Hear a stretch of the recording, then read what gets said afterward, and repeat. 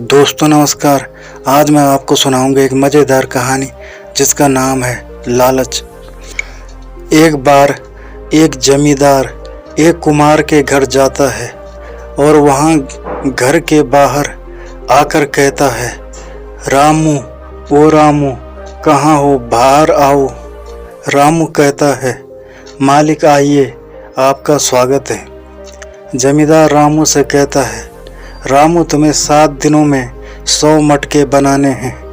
रामू यह सुनकर चौंक जाता है और कहता है, मालिक 7 दिनों में 100 मटके कैसे बनेंगे। जमींदार रामू से कहता है, मेरी माँ की इच्छा है कि वह गरीबों में मटके दान करे। ये लो पैसे, मुझे विश्वास है कि तुम जल्द ही मटके बना दोगे। रामू का पड़ोसी अपने घर से यह सब देख रहा होता है और सोचता है कि जमींदार को इस पर बहुत विश्वास है ना। ठीक है, भरोसा कैसे तोड़ा जाता है वो मुझे अच्छी तरह पता है। रामू बाजार जाकर मिट्टी लाता है और मटके बनाना शुरू कर देता है। रामू एक दिन में कई सारे मटके बना लेता है। रामू की पत्नी कहती है, सुनिए, खाना खा लीजिए, आप सुबह से काम कर रहे हैं, जल्दी आइए। रामू खाना खाने चला जाता है। उसका पड़ोसी यह सब देखकर चौंक जाता है कि रामू ने एक दिन में इतने सारे घड़े बना लिए हैं। वह सोचता है कि रामू की जमींदार के सामने ऐसी बेइज्जती करूँगा कि कहीं मुंह दिखाने लायक नहीं रहेगा। सुरेश एक हलवाई के पास जाता है और कहता है, बसंत तुम बहुत अच्छा खाना बनाते हो। हलवाई कहता है, मैं पेशे से एक हलवाई हूँ, इसलिए कभी कभी लोगों को न्योता देकर घर पर खाना खिलाता हूँ। सुरेश उससे कहता है कि तुम रामू को क्यों नहीं बुलाते। जब मैंने तुम्हारे बारे में रामू से कहा तो वह कुछ उदास हो गया। हलवाई कहता है, ठीक है, मैं कल उसके घर जाकर खाने का न्योता दे आऊँगा।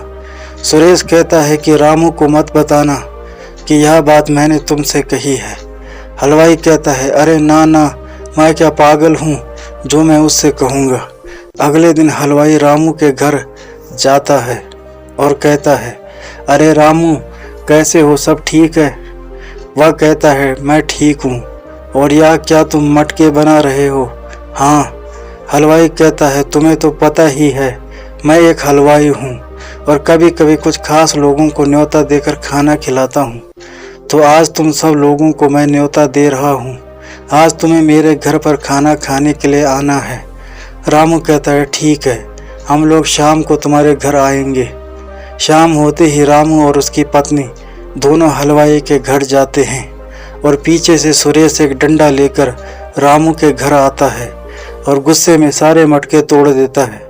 खाना खाने के बाद वे दोनों घर के लिए निकल जाते हैं और कहते हैं कि आज का खाना बहुत ही टेस्टी था, मज़ा आ गया।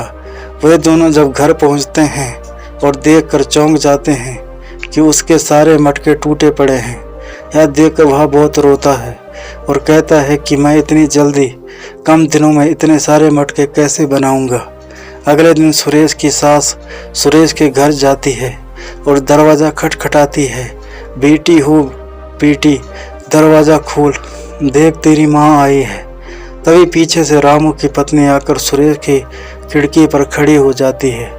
बेटी दरवाज़ा खोलती है और कहती है, माँ आइए, आप मुझसे मिलने आई हैं ना।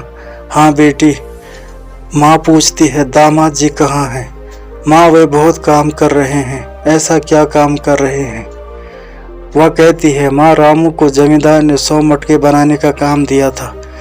उसने कई सारे मटके बना लिए थे। जब वह शाम को खाना खाने गए थे तब तुम्हारे दामाद ने रामू के घर जाकर सारे मटके तोड़ डाले। अब रामू इतने कम दिनों में मटके नहीं बना सकता है और अब तो उसकी हिम्मत ही टूट चुकी है। अब जमींदार रामू के यहाँ जाएंगे और उन्हें 100 मटके बने हुए नहीं मिलेंगे तो वे रामू की खूब बेइज्जती करेंगे।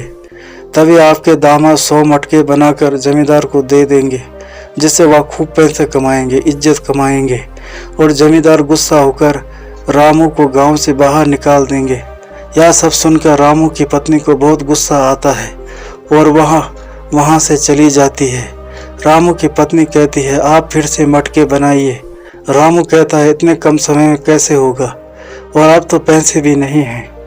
पत्नी, ये लो मेरे सोने के कंगन, इन्हें बेचकर मिट्टी ले आइए। आप यहाँ मटके नहीं बनाएंगे, किसी दूसरी जगह पर बनाएंगे।